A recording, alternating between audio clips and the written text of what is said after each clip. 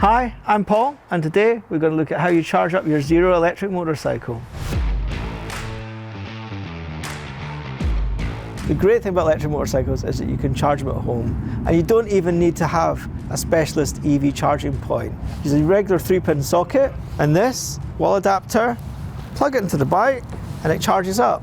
So you might hear this referred to as level 1 charging. It's the slowest way to charge a Zero, but it's the cheapest and most convenient in most cases. You finish your bike at the end of the day, you plug it in, and you get up in the morning 100% ready to go the next day. So charging at home or the office using this cable is the most convenient way for most of the people most of the time. But if you're out on the road and you want to charge up more quickly, there are definitely other options out there that are quicker, and I'm going to show you what they are.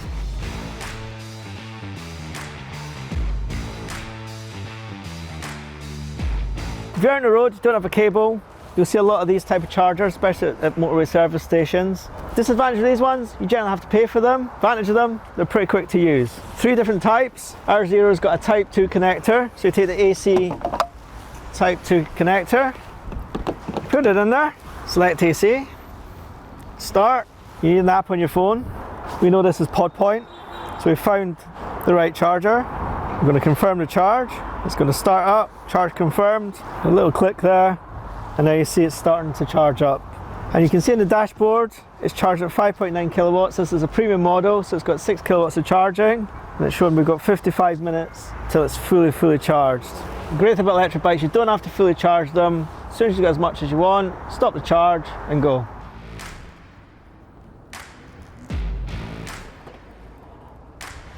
So all around the country you've got these charging posts, and many of them like these are completely free to use. So if you're out and about, it's a good idea to have Type 2 charging cable with you. Zero charging cable, Type 2, plug into the bike, the other into charging post, and there you have it. Bike's charging up, completely free to use, and there's more of these than our petrol stations around the country. It's easy as that.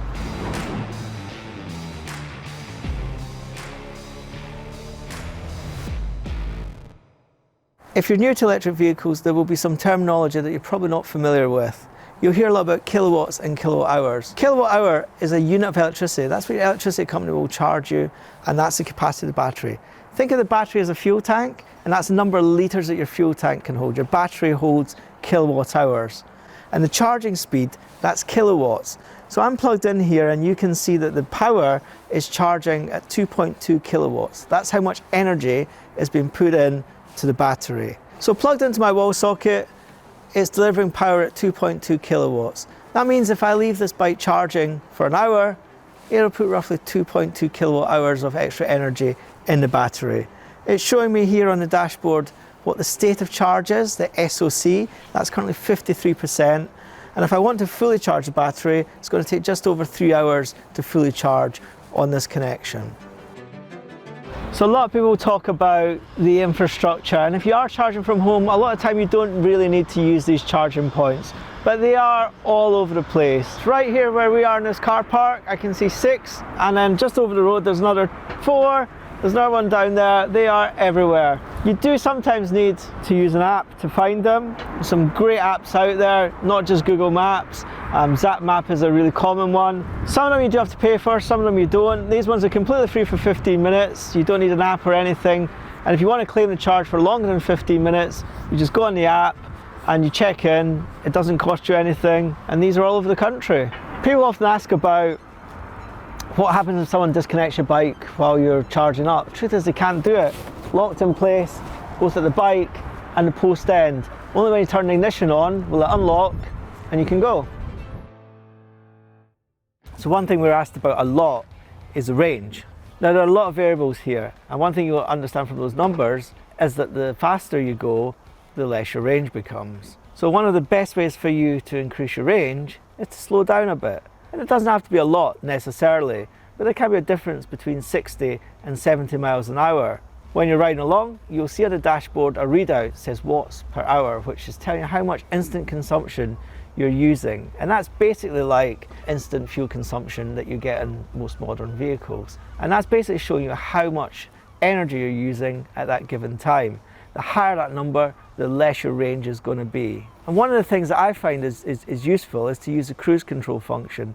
You've got the cruise control on your right handlebar switch gear, and that allows you to lock in a speed and allows you to keep a nice, steady and consistent pace. If range is really important to you, then moderating your acceleration is also something to consider. We all know that acceleration is what defines these bikes, and it is addictive, but actually if you moderate your right wrist a little bit, you will extend the range. So when you pull away from the lights, you make overtakes, just be a little bit smoother, and you'll find that the range will be increased. You've got 5 riding modes, and these can electronically cap the performance on the bike. So that means that you're not going to be using all of the torque that's available. If you're in eco mode, for example, rain mode and standard mode, you're getting a restricted torque and power output. The riding modes also preset your regeneration, and that really brings 2 things. One is the feel of the bike. I always liken it to having a bit of engine braking in a conventional internal combustion engine vehicle, but also it puts a little bit of energy back into the battery, which will extend your range. And that works particularly well if you're on twisting country roads. In fact, new for 2022 is what they call canyon mode, and that's designed for those rides where you're going up and down and on and off the throttle, and it gives you all the performance of the sport mode, but with that regeneration that allows you to gain some energy back when you're off the throttle and on the brakes. And on top of that, you've got the app which allows you to set custom modes to go to your preferences. And a lot of regular Zero riders will actually have their own preferred map which they'll use. So as we said, you can get up to 227 miles out of a Zero in an urban environment. A steady 55 is 139, and if you go up to 70, then it's 113 miles. Now those are the official figures. In my experience, they're very achievable, but there are a number of variables, as there are with any vehicle, that will affect that. The first thing to consider is obviously how fast you ride. We've talked about that already. If your bike's got luggage, remove it if you don't need it. That extra drag and that extra weight. The more weight you're carrying, the less aerodynamic you are, the more energy you'll use to do the same speeds. Bike maintenance. Make sure your belt's properly adjusted, make sure your tyre pressures are correct. That will have a little effect as well. There's all these little things that you can do, and if you can find 4 or 5 things that will increase the range by that tiny little percentage, you can make a big difference overall. Also on the SRS, we've got this screen, and the screen gives you about 13% more range at speed. Aerodynamics is important too, so if you tuck in and that's comfortable for you, again, that can help you find that little bit extra range. One of the cool things is you get an app for your phone. Zero app connects to your bike and allows you to do lots of cool things like change the way that you see the information on the dashboard. It allows you to change your riding modes, which we'll talk about, but it also allows you to set your charging too, which is really cool. So if, like me, you get cheaper energy overnight, it allows you to time when you set it. So you can plug your bike in, it won't start charging, but what it will do is it will use the active charging, and then you can time that to come on when your cheaper tariff comes on with the electricity, and it will charge them. Another feature on the bike is setting a charge target. Now this is handy if you want to maybe just charge it up to 80%. Maybe you've got short journeys, you don't need to charge it up all the time. So you can just do a little charge, go to the menu, go down to where it says battery, go to charge target, enable charge target, and then you can set it to the amount you want. So I can change it to 70%. And when it hits 70%, it'll stop charging. But if you do want to change it, it's easy enough. You just click override and it'll go all the way up to 100% again.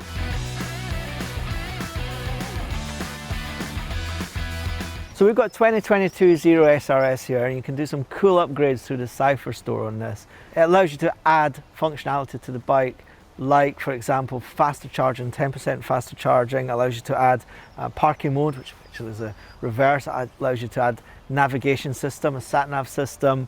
And on this one, we've got extended range charging. That gives you 10% more charge. So as standard, the bike will charge up to whatever you've set your charge target to, whether that's 80%, 85%, or with nothing, it's 100%. But if you want to get that extra 10%, you just click on extended range charging. When that's checked, switch the bike on to charge, and it'll go all the way up to 110%. Who said you can't do 110% at anything?